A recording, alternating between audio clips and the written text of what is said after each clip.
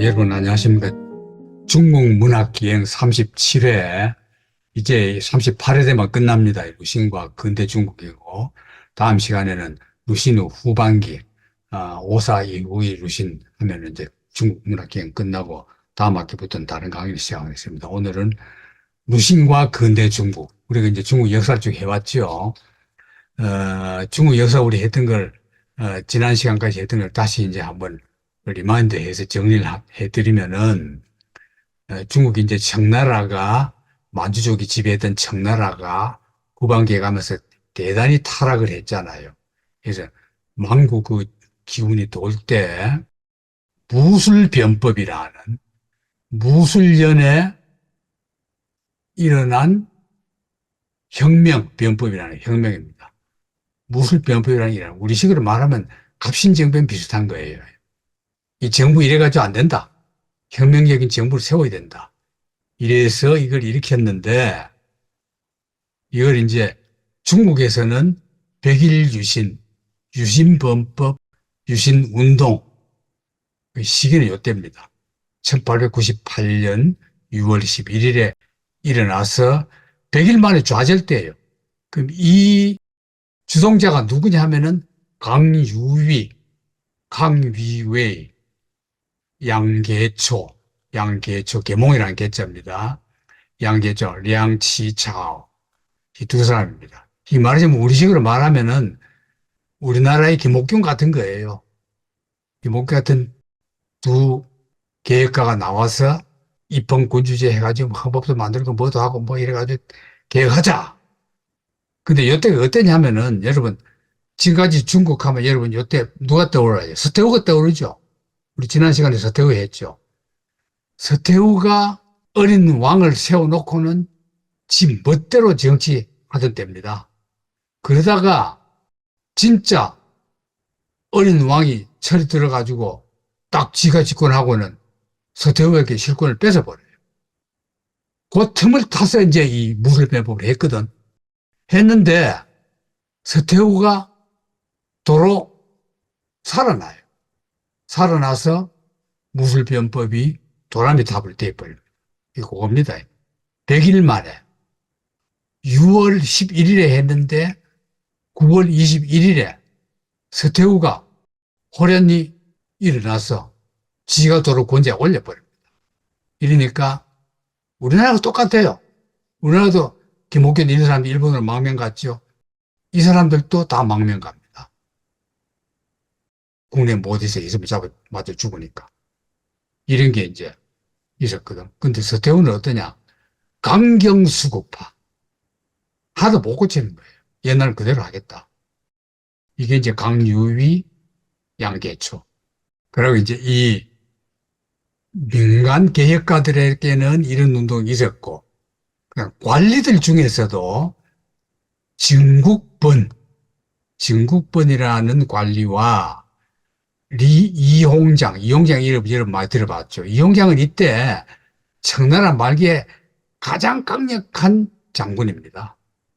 여기서 볼 때도 중국은 누가 지배하냐? 본인 최고 이홍장.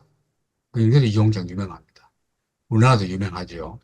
이 이홍장은 청일전쟁 이후부터 이제 물에 나버렸는데, 그 이홍장. 이런 사람은 나와가지고 부국강병. 만약 이 사람들 말만 들어도 나라가 사는 거예요. 중국이. 안 망하는 거예요. 근데 좋은 말은 꼭 안 들어요. 독재자들이. 안 듣고 지멋대로 하다니 결국 나라 망하는 거죠. 그 이홍장. 이건 우리나라하고도 밀접한 관계가 있습니다. 자, 이런 속에서 이제 이 청나라에서 어떤 일이 벌어지냐면은 만주족 지배에서 벗어나고자 한족 체제, 그 한족이라는 우리나라 한족이 아닙니다. 중국 한나라 한자. 그 혁명을 위한 열기가 고조합니다. 이럴 때 의화단 운동, 오를자 이렇게 씁니다. 의화단 운동이 일어나요. 박스 무브먼트, 말하자면 권투 운동, 영어를 말하면 그래야 되는 거죠.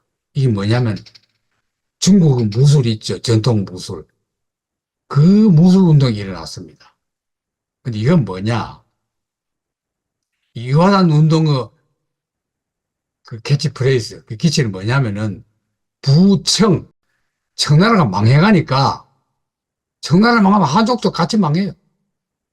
그러니까 청나라를 세우고 멸, 이게 멸망한다 멸자 이렇게 씁니다.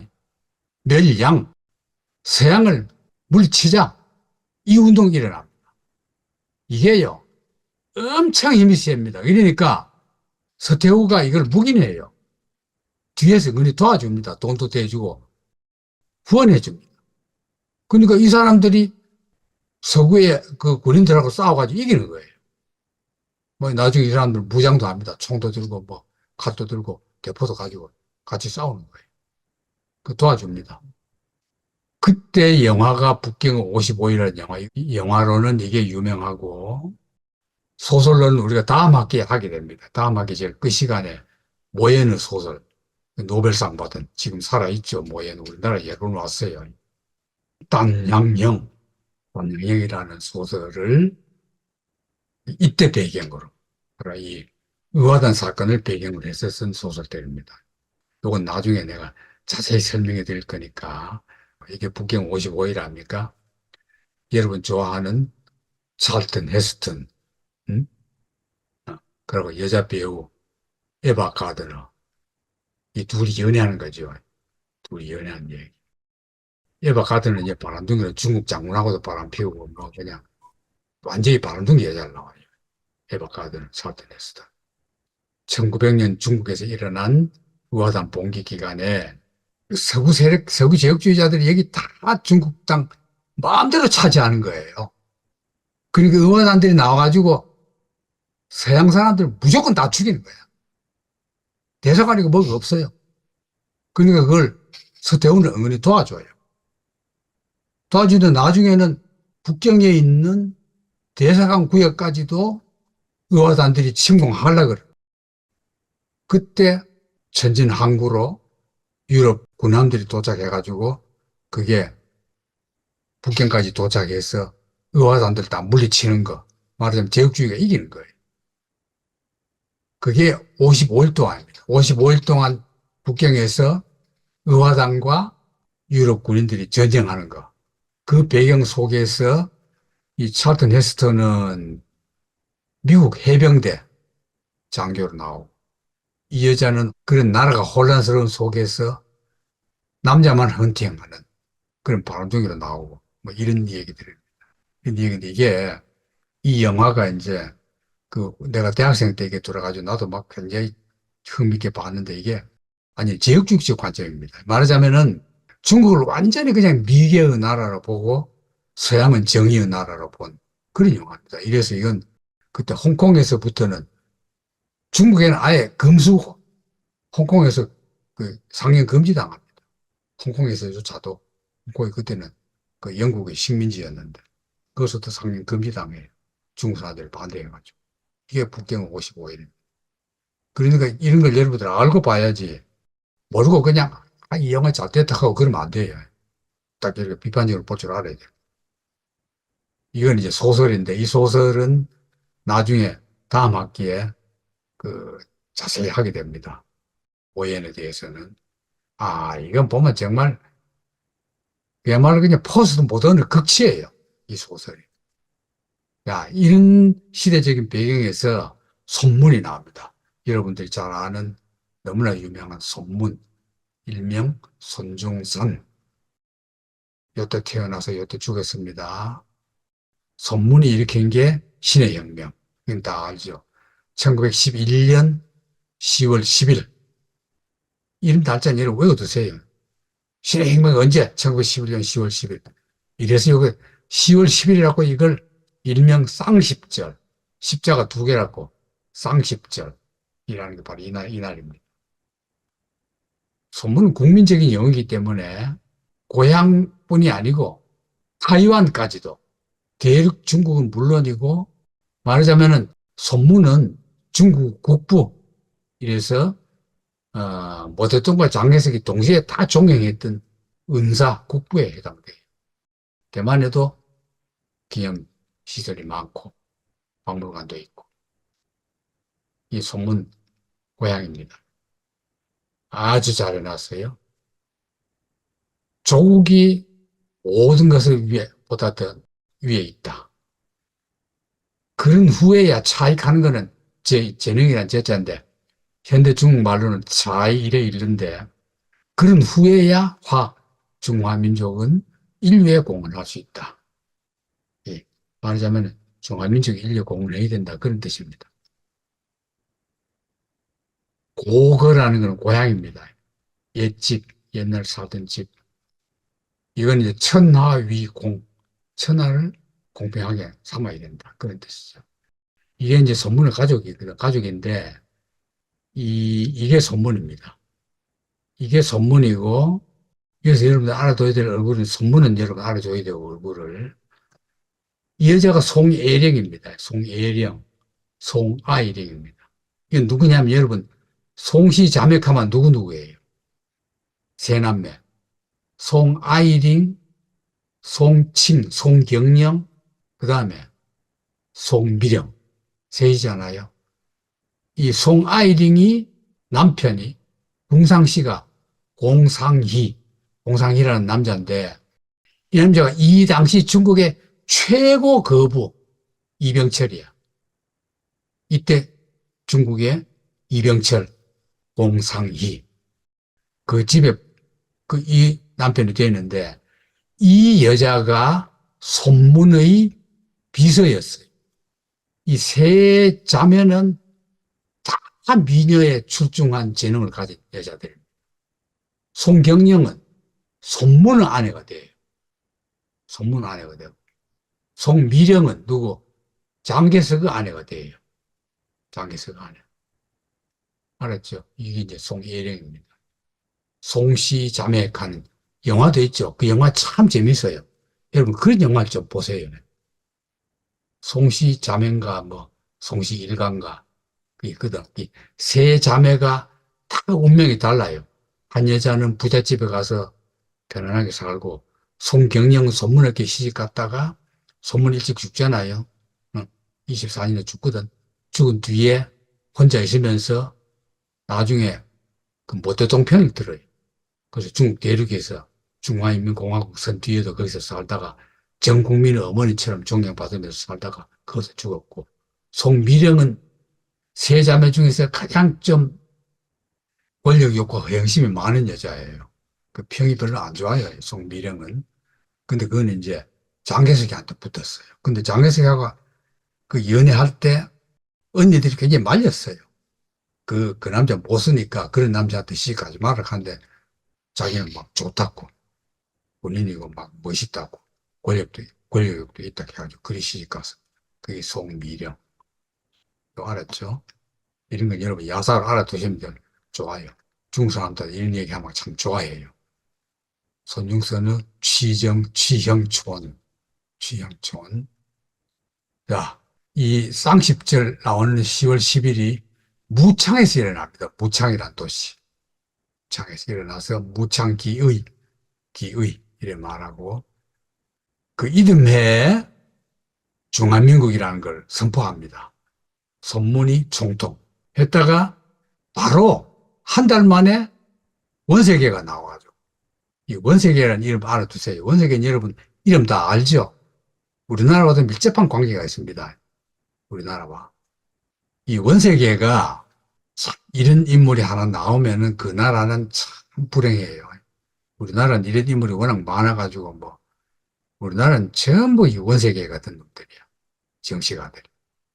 이 원세계는 어떤 사람인가 보십시오. 서태후파예요. 서태후 밑에서 장군이야. 지지하다가 신의 혁명이 났거든. 그러면 서태후가 어떻게 하겠어요? 네 신의 혁명 좀 막아라. 막으라고 보내는데 가서 신의 혁명을 지지해버려요. 지지해버리고는 손문하고 타협을 해가지고, 손문이 총통이었는데 지가 총통을 돼버립니다.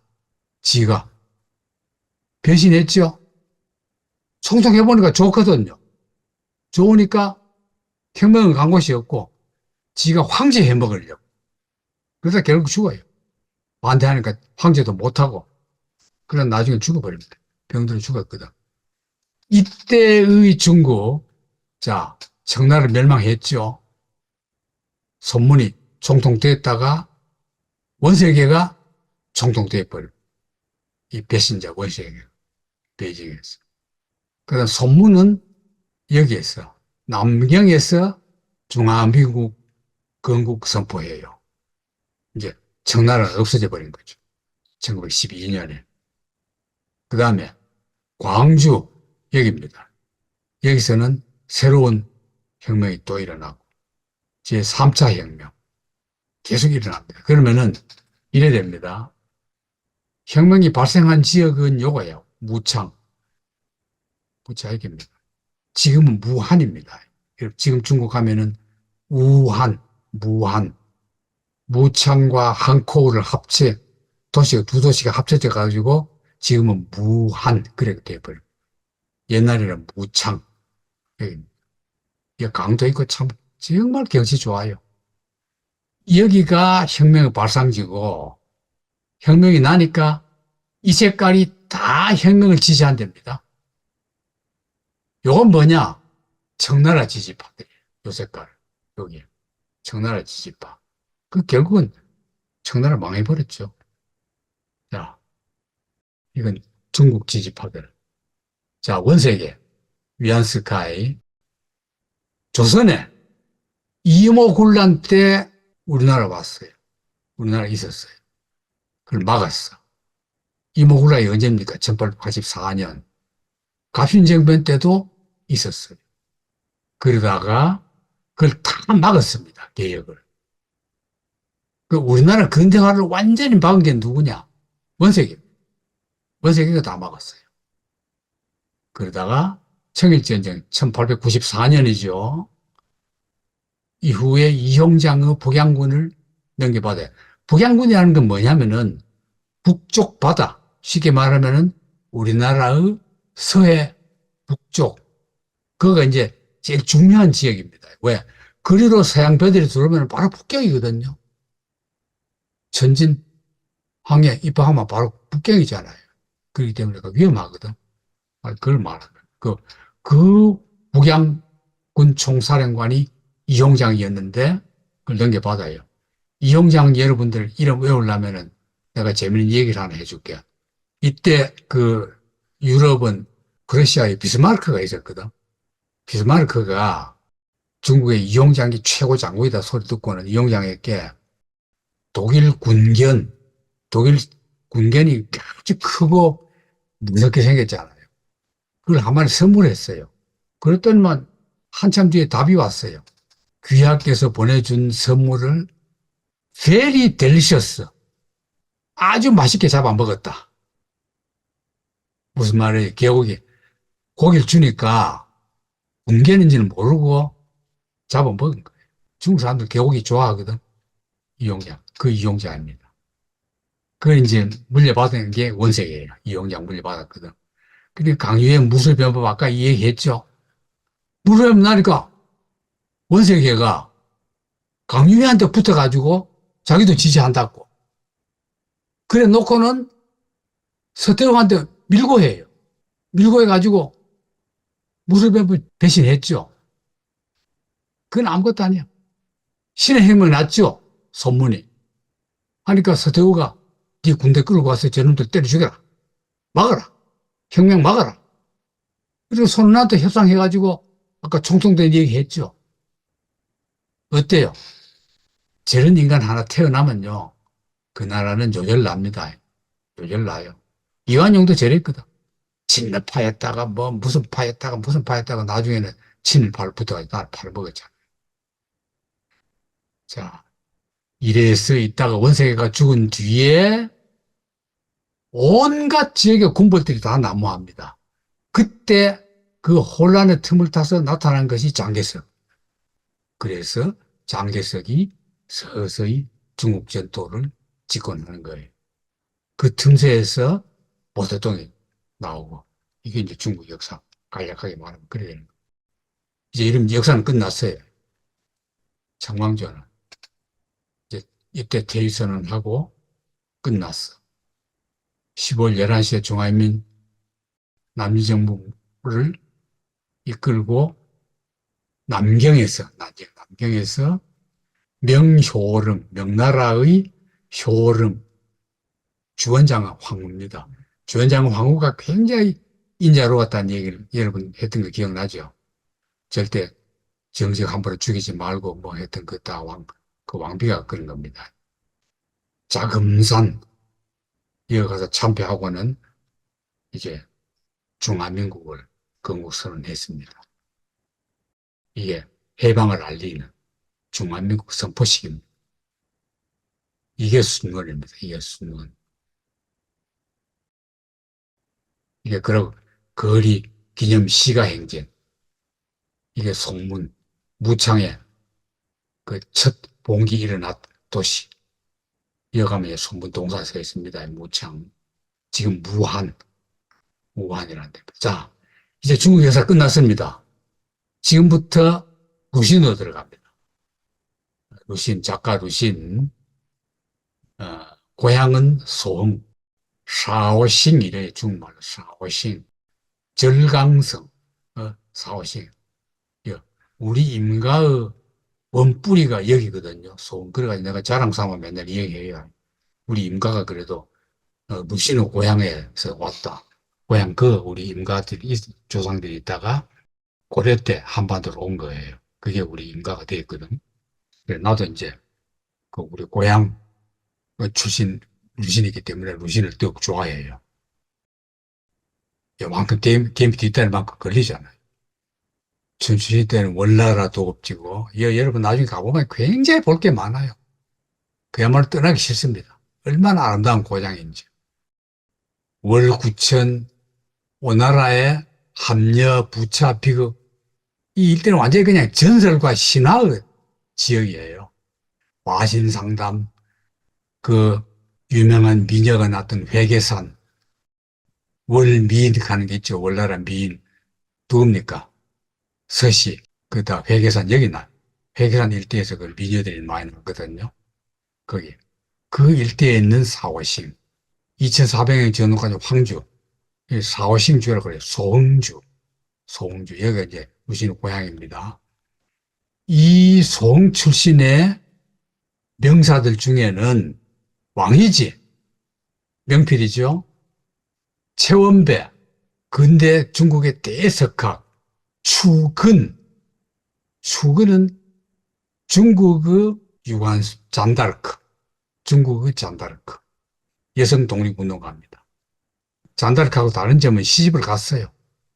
애까지 있는데 일본 유학을 가서 나와가지고는 이 여자는 직접 뛰어들어서 일본군과 싸운 사람입니다. 그러다 이제 잡혀가지고 죽었거든요. 추근. 이 영화 있어요. 추근 일대기 영화 있는데 영화 보면 참 감동적이에요. 주은래는 고향이 원래 여기 아니에요. 딴 데인데 자기 아버지 고향이 소흥이야. 그러니까 맨날 고향이 어디냐 하면은 자기 태어난 고향보다는 소흥이 내 고향이다. 이렇게 맨날 말합니다. 주은래. 자, 절강성에는 서호. 이 일대입니다. 요 일대. 요 일대. 요 일대. 요 올라가면 요가 상해예요. 요 조금 올라가면 요 상해입니다. 상해에서 가까워요. 버스로. 옥증봉. 자, 루신. 자, 9월 달에 태어나서 본명은 주수인. 주인하고 같은 성씨예요. 주수인. 루신은 외갓집 성입니다. 동생은 주작인. 둘 다 소설가입니다. 형은 모태동파. 동생은 장개석파. 이 두 형제가 완전히 사상적으로 반대예요. 둘이서는 논쟁도 하고 막 그래요. 근데 굉장히 사이가 좋았다가 사상 때문에 나빠졌다가 나중에는 결국 루신이 죽어버려요. 루신 고향. 동양의 베니스. 온 도시가 시내를 관통하는 냇물로 이루어져 있고 베니스가 그렇죠. 바다로 옆에 있죠. 전부 배로 다닙니다. 한 십리 밖에서부터 술 냄새가 나요. 그 내가 갈 때 잊어버리잖아요. 광역버스 타고 가는데 아주 달콤한 냄새가 나요. 뭐였나 그랬더니 막 소음주 냄새가. 몇천 년 동안 만드니까 냄새가 십리밖까지 나. 이 루시의 집에 범절이 밝으면 덕행이 바르고 사리에 통달하면 마음이 편하다. 이야, 이거요. 명구절입니다. 명구절. 이 루신 집이 대대로 부자거든요. 집이 참 좋아요. 그 덕수당이라는 거기에 대청 기둥에 이걸 써붙였습니다. 이 구절을. 말하자면 이 집안은 가운 비슷한 거죠. 자, 루신 고향입니다. 이런 집들이 옛날 그대로 모습이거든. 근데 이걸 다 고쳐요. 참 중국 사람들은 무지막지해요. 얼마나 꼴보기 싫어요, 이거. 난 이러기 전에 갔다 왔거든요. 이런 후에는 한 번도 못 가봤어요. 지금은 이렇대요. 이게 뭐야, 저게?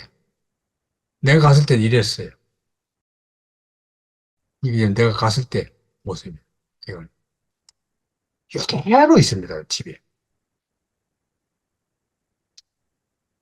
이대로입니다. 여러분, 뭐, 문학한다, 이러죠. 내가 여러분들에게 창작 방법 말할 때 항상 그러죠. 할아버지, 할머니 얘기를 열심히 들어라. 외할아버지, 외할머니 얘기를 열심히 들어라. 세계 유명 작가들은 다 할머니로부터 들은 이 얘기가 첫 문학 수업입니다. 그 할머니, 할아버지들 하는 단어, 토착어, 기귀어, 그게 작가의 자산이에요. 그렇기 때문에 거꾸로 말하면 여러분들도 손자, 손녀에게 항상 재밌는 얘기를 해줘라. 현대로 고치지 말고 여러분의 독특한 말로, 독특한 사투리로, 독특한 표현법으로 해줘라. 그게 애들에게 나중에 크면은 그 애로 하여금 작가가 안 되더라도 그런 독특한 표현을 할 줄 알아요. 정치가들도. 정치가들도 그런 말 잘하는 사람이 있죠. 현대말로 다 한다. 손자들에게 아무 도움이 안 돼요. 아셨죠? 이 키다리 아주머니. 7살 때부터 글 공부했고, 그 다음에 이제 루시는 문학 선생은 이 아주머니, 그 다음에는 룬투라는 윤토, 윤수, 본명은 윤수라 그러고, 소설에는 룬투로 나와요. 이 머슴입니다. 꼴머슴. 이 둘이가 문학 스승입니다. 왜? 머슴은 어때요? 학교를 못 다니니까 완전히 무식한 말로 짓거리거든요. 그 대신에 굉장히 토착적이고 자연에 대해서 아주 해박한 박물관 같은 사람. 머슴들 잘 알죠, 그런 거. 뭐 벌레 이름도 잘 알고, 새 이름도 잘 알고, 물고기 이름도 잘 알고 이렇잖아요. 그 들판에 꽃 이름도 잘 알고. 그런 얘기를 다 듣는 거예요. 그게 공부지 뭐예요? 자, 산미서당. 산미서당에 다닙니다. 다리 건너. 운하 다리 건너. 그러고 중국 부잣집의 고서, 그림, 자연, 뭐 많죠. 그 다음에 외갓집에 갔던 시절. 이 할아버지가 그 부정사건에 걸려가지고 집안이 망하거든요.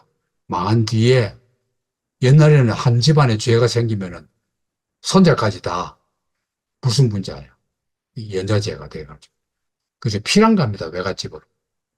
갔을 때 그 이야기가 사기라는 아주 재밌는 이 소설이 있습니다. 그 외갓집 갔던 거. 소음. 이게 다녔던 서당입니다. 벨 타고 간 거예요. 소음, 산미옥, 산미서옥, 산미서당. 저렇게 의자에 앉아가지고. 이거는 무슨 집입니다. 무슨 집이 아주 커요. 백초원. 풀 그냥 100가지 다 심어놓은 정원이라는 뜻입니다. 이거거든요. 이것도 내가 갔을 때 이거 봤어요. 여기 약초 같은 거 심은 겁니다. 약초, 야채 이런 걸 심은 거예요. 말하자면 우리식으로 말하면 텃밭, 집 텃밭이 이 정도로 컸단 말이죠. 부자죠.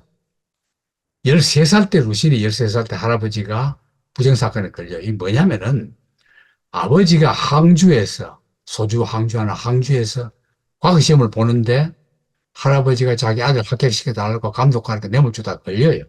재수 없이. 참 재수 없는 거죠. 그때는 뭐 다 부정하는데 걸린 거예요. 안 걸리면 합격, 걸리면 징 구속돼요. 아버지가 자기 때문에 자기 아버지가 그렇게 했잖아요. 자기 합격시키려고. 그러니까 아버지도 속배 나버려요. 할아버지는 구속되고 아버지는 병나고. 이걸 루신이 어렸을 때 돈이 없으니까 집안이 망해버려가지고 할아버지 돈을 빼내려고 하다 고생대로 하고 나중에 나와가지고 돌아가시고. 이러니까 루신이 어렸을 때 아버지 병 고치려고 온갖 산으로 다니면서 약초를 캐러 다닙니다. 그러면서 엄청난 공부를 해요. 약초 공부. 효자입니다, 루신이. 그러다 집안 몰락 해버려요. 그러니까 그래도 부자가 망해도 3년은 가잖아요. 신학문 배우려고 남경으로 가요. 18살에. 그래서 돈이 없으니까 학비 안 드는 강남 수사학당. 이게 뭐냐면은 우리식으로 말하면 수산학교. 거기에 기관과. 기관과는 뭡니까? 마도로스 되는 겁니다. 마도로스는 뭡니까? 이 기술 선자이잖아요. 기관과. 그럼 뭐라고요? 항해사예요. 항해사. 기관과 다녔어요. 다니다가 본명을 수인으로 바꿉니다. 현대적으로. 잠시 귀향해서 현 과거시험에 합격했는데 더 이상 안 보겠다 하고는 다시 남경으로 또 가요. 남경으로 가서 그 다음에 육사학당. 이게 뭐냐? 육사학당은 광무철로학교. 이게 뭐냐면은 광무잖아요. 광무. 이건 광산입니다. 광산과 철도. 광산에 쇠가 나니까 쇠나 금이 나니까 철로가 생기거든요. 그러니까 광산업과 철도학당. 우리식으로 말하면 광산철도학교예요. 그거 옮깁니다. 이게 졸업해요. 루신. 졸업장 받아가지고는 장학금으로 일본으로 갑니다. 홍문학교. 홍문학원 들어갑니다. 단발이에요. 이 청나라 그 집에서 변발이잖아요. 잘라버려요. 일본 가서. 단발 기념 사진 찍어요. 일생 동안의 친구, 서수상, 허수상, 시소상, 허수상. 이 선배입니다. 루신보다 더 선배. 평생 이 사람 덕을 봐요. 이 사람 이름 알아두세요. 나중에 베이징대 교수도 되고, 나중에 이제 타이완으로 갔다가, 타이완에서 장혜성 밑에서 파시즘 교육 비판하다가 피살당해요. 좋은 사람이죠. 그러니까 루신 같은 후배를 봐준 거죠. 이때 이제 이 선배를 만나. 여기 홍문학교를 졸업한 뒤에 센다이 과대학. 센다이는 여러분들이 지금 지진 났던 그 센다이입니다. 이게 지금은 센다이 과대학이 동북대학, 도호쿠 다이가쿠의 과대학, 전신이 바로 센다이 그대입니다. 루신이 다녔던데. 여러분, 이때 이제 그 일본은 제국대학이거든. 제국대학이 동경제국대학, 교토제국대학, 동북제국대학, 또 뭐 규슈제국대학 이런 식으로 각 곳에 국립제국대학이 있거든요. 그 동북지역에 인류대학이 동북제국대학. 루신이 다녔던 그 과대학은 지금은 동북대학의 의과대학으로 바뀌어버린 겁니다. 난 여기는 못 가봤어요. 자, 이럴 때 도쿄의 허수상, 허수상 선배 있죠? 사진 뒷면에다가 내 마음 큐피드 화살 피할 길 없는데 비바람이 검은 장목처럼 곡을 어둡게 하네요. 참별에 부딪히는 나의 향초는 몰라주어도 살아남는 조국의 붉은 피 바치리. 너무 애국적이죠. 너무 애국적이야. 이 글로면 명문이에요. 한문 보면 뜻이 있어요. 대신에 그건 여러분들이 좀 힘들더라도 여러분 찾아보거나 아니면 그냥 무시해도 돼. 자, 그리고 이 의과대학 다닐 때 후진호 선생, 이거는 루시는 수필의 후진호 선생이라고 있어요. 루시는 쓴 글에 보면은 실존 인물입니다. 후진호 겐쿠로, 후진호 겐쿠로. 실존 인물이에요. 45년에 죽었어요. 이 사람이 세균학 선생이야. 의과대학이야. 2학년 때, 의과대학 2학년 때 영상자로 이제 세균을 확대해가지고 이때는 이제 환등기입니다. 환등기도 다 보고 난 뒤에 시간이 남으니까 시사 환등기를 보여준 겁니다. 계몽용으로 만든 그 일본 그 군인들이 만든 계몽용 러일 전쟁 때 러일 전쟁 루소 자파니스 워 이때 에피소드가 있는데 중국 사람이 러시아 스파이 노릇하다가 일본군에 잡혔어요. 총살이죠. 어디서? 무대는 중국 땅. 그래서 죽여요. 이 그림 보면 이렇습니다. 이게 지금 루신, 후진호 선생하고 루신하고 두 동사에 썼는데요. 이게 전부 다 센다에 다 있습니다. 이렇게 러일 전쟁 때거든. 러일 전쟁 때는 이거야. 이 중국 사람들이 러시아 스파이로 잡힌 겁니다. 근데 일본 군인들이 중국 땅에서 일본 사람을 재판도 없이 그냥 뭐가지 딱 잘라 그거 죽여요. 이게 좀 중국 사람들이야. 중국 사람들 서가지고 바보처럼 멍하니 자기 동포가 남의 나라 군인에 의해서 죽는데도 저항도 안 하고 분노도 안 하고 물표장국에 가만히 그걸 구경하는 거예요. 사람 죽이는 거. 그걸 보고 루신이 깨달아요. 아, 몸만 튼튼해서 안 된다. 이 그림은 나중에 그린 겁니다. 내가 볼 때 나중에 그린 겁니다. 원래 이 루신이 그렸던 이 글에 의하면은 이거는 이렇게 옷 잘 입은 중국 사람들이 아니고 그때 중국 사람들은 우통을 안 입었어요. 돈이 없어가지고. 아래 바지만 입고 우통을 안 입은 튼튼한 몸매 그야말로 의화단들이 우도도 안 입고 싸웠거든요. 바지만 입고 우도는 벗긴 채로 그대로 싸웠어요. 전부 다 남자는 우도도 안 입은 사람.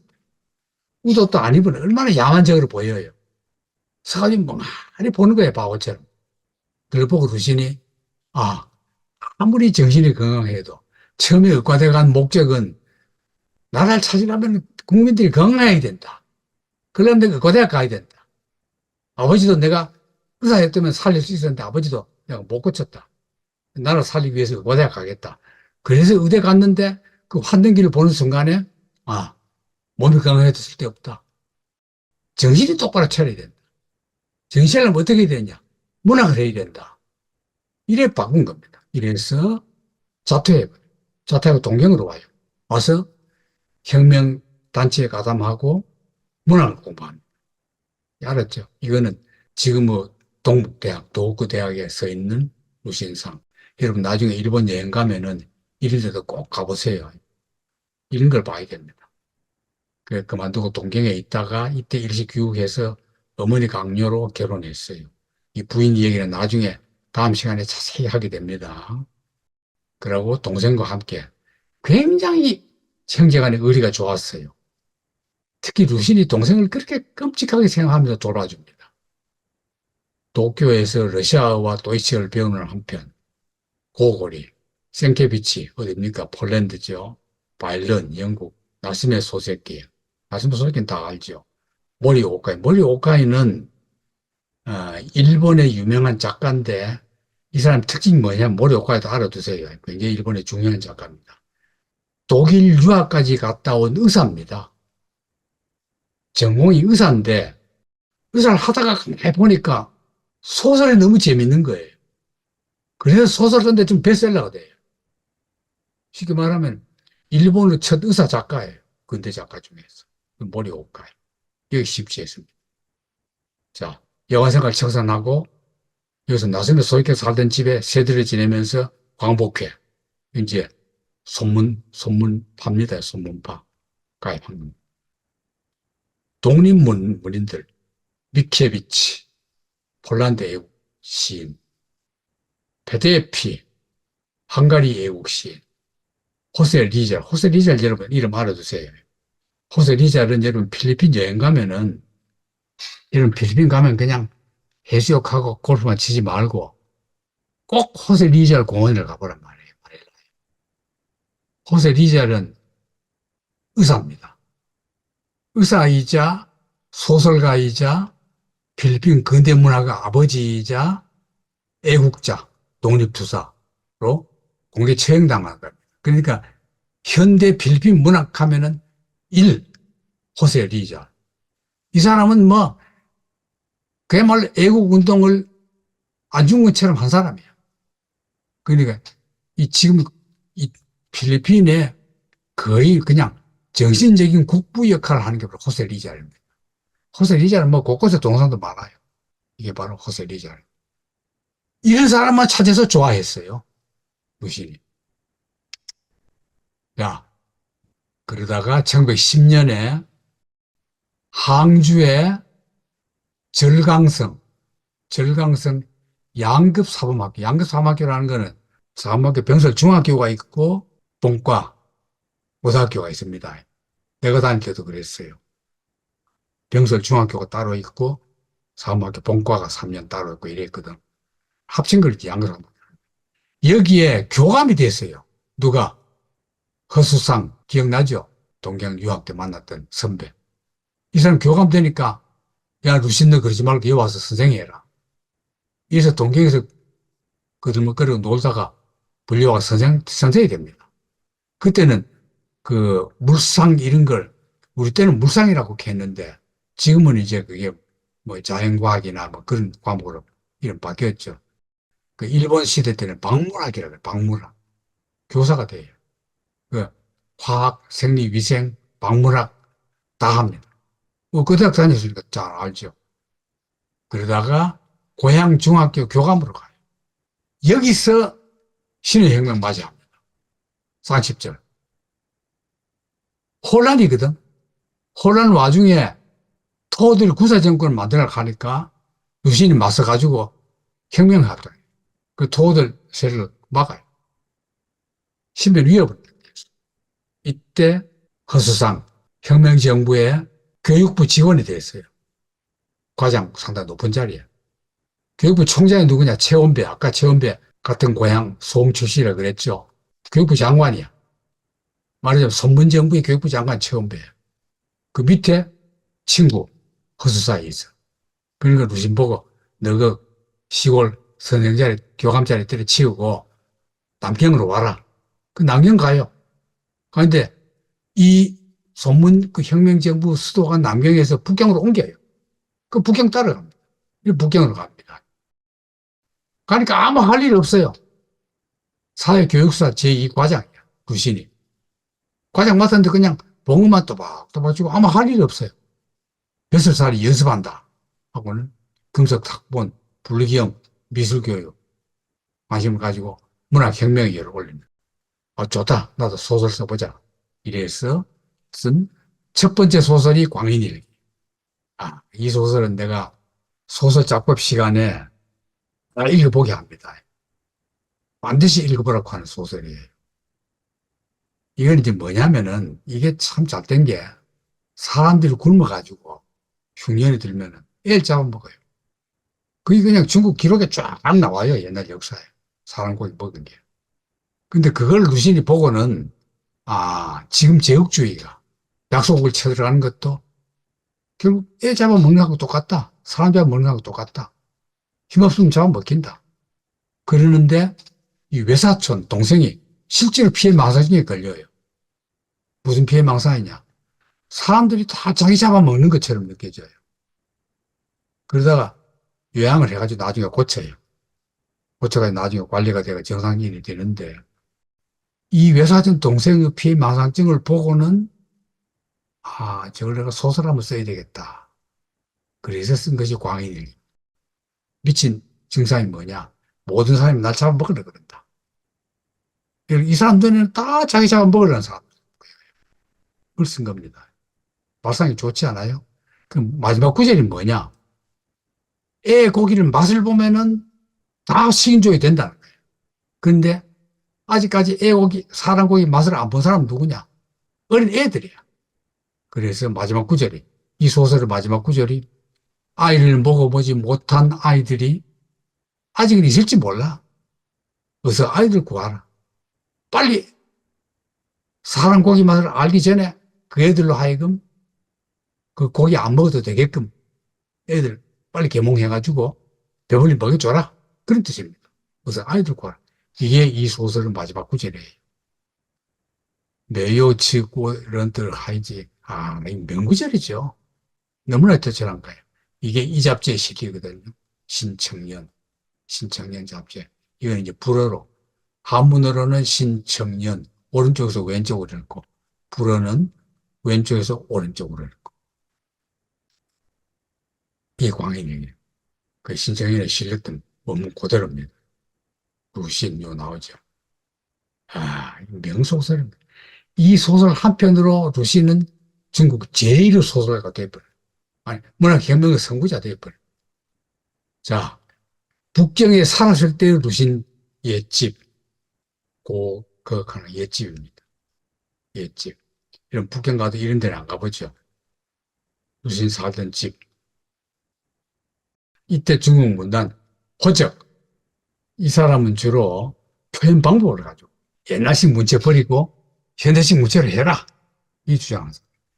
진독수, 전투수, 효. 문학혁명론자. 고전문학, 살림문학을 다 타도하고 사회피판문학을 일으켜라. 이 나중에 공산당이 됩니다. 공산당 창당 멤버예요. 리다자오, 리다자오. 서민의 승리. 딱 알겠죠? 서민이라는 게 지금 식으로 말하면 뭡니까? 노동자, 농민의 승리. 그런 겁니다. 볼셰비즘, 러시아 혁명이죠. 볼셰비즘 주장. 이게 제일 과격파 공산주의자가 돼요. 자, 이러고 1919년 우리나라는 3.1운동이 일어나던 해죠. 이때 12월에 루신이 20년 만에 고향을 가요. 이 소설에 보면. 자기는 20년 만이 아니지만 혹독한 추위를 무릅쓰고 2000년이나 떨어진 20여 년 만에 고향으로 돌아갑니다. 가보니까 20년 동안 못내 그리하던 고향이 바로 이건가? 고향은 전혀 이렇지 않았다. 내 고향은 훨씬 더 좋았다. 아름다움을 생각해내고 장점을 말하고 싶지만은 도리어 그 영상에 사라져버려 할 말이 없다. 이건요. 여러분도 고향 가면은 다 옛날 내 놀던 고향은 아니로구나. 그 노래하고 똑같아요. 정지용 고향에 돌아와도 그리던 고향은 아니로고 산궁이 알을 품고 뻑뻑이 재채를 울던 그런 고향은 아니라는 거예요. 그건 뭐 누구든지 언제 가도 느끼는 겁니다. 고향은 항상 세월은 변하니까. 이 고향을 이때 씁니다. 처음 고향 가보고 그 느낌을. 이게 명작이거든요. 이게 중국 교과서에 오랫동안 계속 국어책에 나오는 가장 중요한 작품, 고향. 이게 나왔습니다. 자, 이상으로 이제 루신의 북경 생활, 북경 와서 고향 발표하기까지 했죠. 그럼 1919년에 중국에서 뭐가 일어납니까?